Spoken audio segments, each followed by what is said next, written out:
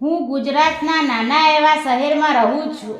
આ વાત સમયની છે જ્યારે મારા કાકા કાકી અકસ્માતમાં મૃત્યુ પામ્યા હતા અને તેમની એક દીકરી હતી। ત્યારે મારી ઉંમર 9 વર્ષની હતી। મારી બહેનની ઉંમર 11 વર્ષની હતી। હવે અમે બંને મોટા થઈ ગયા હતા એટલે મારી બહેનના લગ્ન લેવાના હતા અને લગ્ન થઈ ગયા અને લગ્નને 5 મહિના થઈ ગયા હતા। તેના લગ્ન થયા પછી 1 મહિનાની અંદર મારા લગ્ન પણ ગોઠવાઈ ગયા। મારા જીજાજી એક મોટી કંપનીની અંદર કામ કરે છે। તેને લગ્નમાં 20 દિવસની રજા મળી હતી। લગ્ન ખૂબ ધૂમધામથી થઈ ગયા। લગ્ન પછી મારા જીજાજી કામ માટે બીજા પ્રદેશમાં જતા રહ્યા।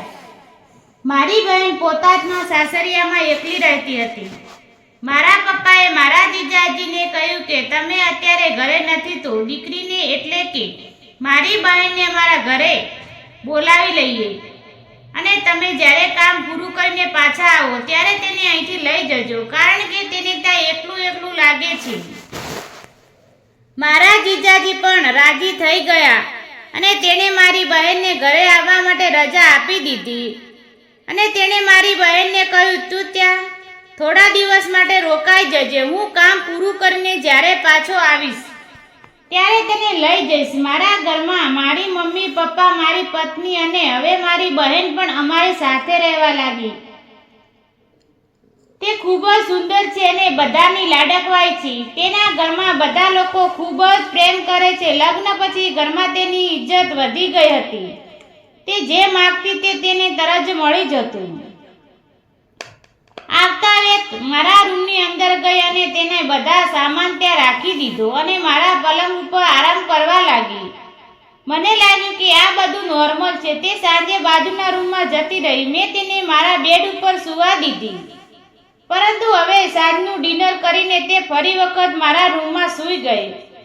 હું બાજુના રૂમમાં જઈને સૂઈ ગયો। મેં તેને કોઈ કીધું નહીં। મેં મારી પત્નીને બોલાવીને પૂછ્યું કે બહેન, શું આપણે રૂમની અંદર જે સૂવાની છે?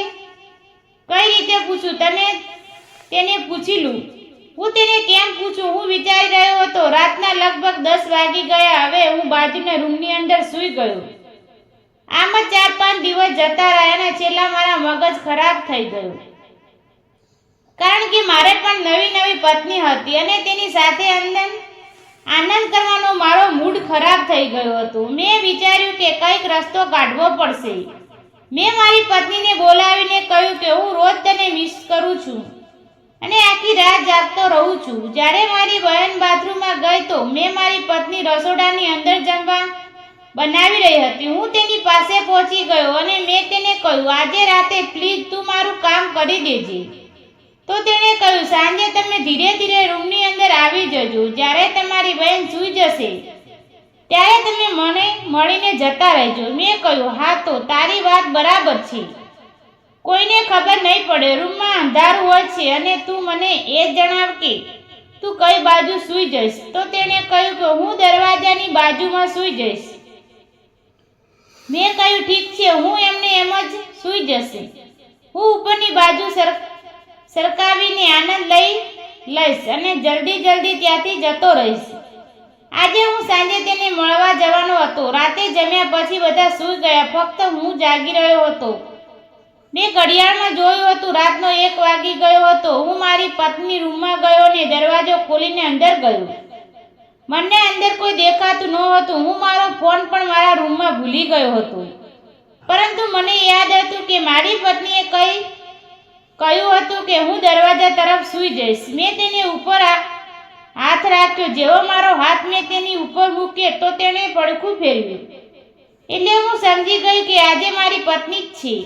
તેની સાથે હું ખૂબ જ આનંદ કર્યો। અવાજ કર્યા વગર હું મારા રૂમમાં પાછો આવી ગયો। વહેલી સવારે મારી પત્ની બોલી કે તમે રાતે કેમ ન આવ્યા? તેની વાત સાંભળીને હું ચોંકી ગયો અને મારા પગ નીચેથી જમીન સરકી ગઈ।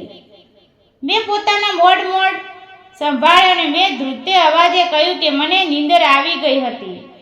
વિચારવા લાગ્યો કે તો મારી સાથે સાંજે કોણ હતું? થોડી વાર પછી મારી બહેન તૈયાર થઈને નાસ્તો કરવા માટે નીચે આવી તો તેણે કહ્યું, તું ખૂબ જ સરસ રમત રમે છે। હવે અમે નિયમિત રમવા આગળ વધી ગયા અને પછી એક વખત એવું થયું કે કે મારી પત્ની અચાનક નીંદરમાં જાગી ગઈ અને તે મને ત્યાં જોઈ ચોંકી ગઈ અને પછી વિડીયોને બીજો ભાગ સાંભળવા માટે વિડીયો લાઈક અને ચેનલને સબસ્ક્રાઇબ જરૂર કરજો. ફરી મળીશું એક નવા વિડીયોમાં. ત્યાં સુધી આવજો.